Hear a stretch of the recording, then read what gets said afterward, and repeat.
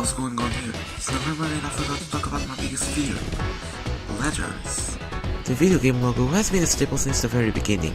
A game and a console need a logo. How do you communicate your product without one? We've definitely seen what companies can create to identify their games and consoles, but sometimes they go a little overboard. Bizarre video game logos is the term I sometimes refer to these. They're basically companies' intro from a game, console boot up, or just a weird game logo. This is a very specific topic and it may seem stupid to outsiders, but I've talked about a bad movie for no apparent reason. This is pretty tame. Let's start with company logos, and the first contender for the most f***ed up company logo goes to Valve. This one is a classic, but even if it's a guy with a valve in his eye or a guy with a valve on the back of his head, they're still creepy and the background tune doesn't make it better. The worst version is from Half-Life Alyx. That game's VR, so it's more realistic. And it doesn't help the fact that he turns his head slightly before it fades to black.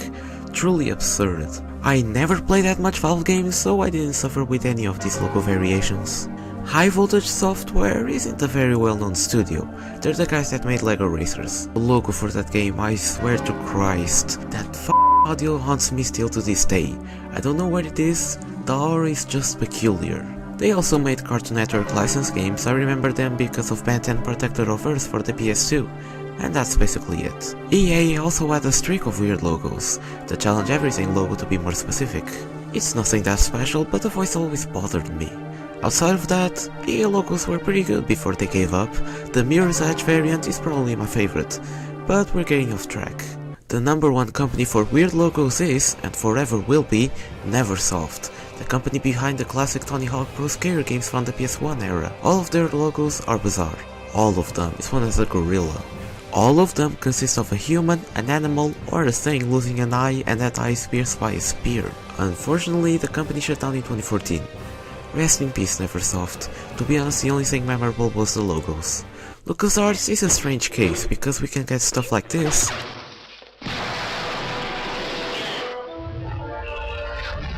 or this.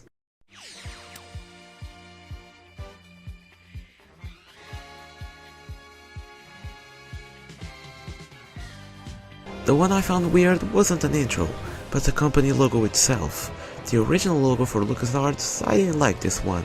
It was probably because of how badly drawn it is, but I digress. Now the most embarrassing part. When I was a kid, I was creeped out of the Sega intro. Yes, that one. Question me? I don't know. I don't have a single clue of how this is creepy. Maybe the color is a problem? Much better. I don't know anyone that can hate this intro. It's iconic. What's not iconic is the Sega logo from 1940. Okay, I might have an explanation to do. It's ugly. Imagine the Genesis with this logo spanked in its shell. Naughty Dog is an incredibly popular company in gaming nowadays. The Last of Us, Uncharted, and so much more. The Last of Us alone is a cash grab, now with an HBO Max series. Naughty Dog's modern logo is vanilla. It's okay, but not that over the top, and that's great. I'm glad 1984 was 38 years ago. This is just... how do I put it? Oh, a bizarre video game logo. You can call it aesthetic or something, but this is dog. Literally. I don't know what better word to describe it. Let's move on to the console boot ups and console logos, and what better way to start with some Sega consoles. These were the epitome of bizarre. Warning. Not the console boot up, but the error screen on the Sega CD when you insert a random CD is abysmal. In my opinion, not that creepy, but I've seen people tell me that the Dreamcast boot up is scary. I never found it scary, I always liked it, but I think I can see why. The sound can be a bit peculiar, but it's certainly iconic. I had to include this one.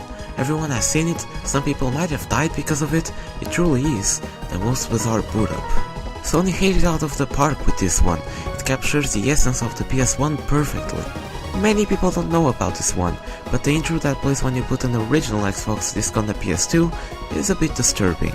The original Xbox was full of bizarre things on its interface and sounds, but the intro for the console itself is fine.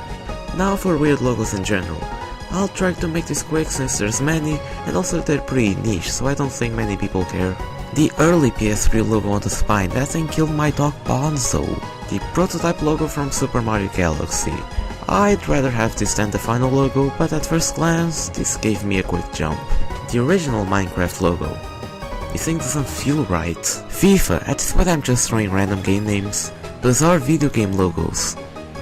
What do I have to say? I just had a gut feeling the other day to talk about this subject.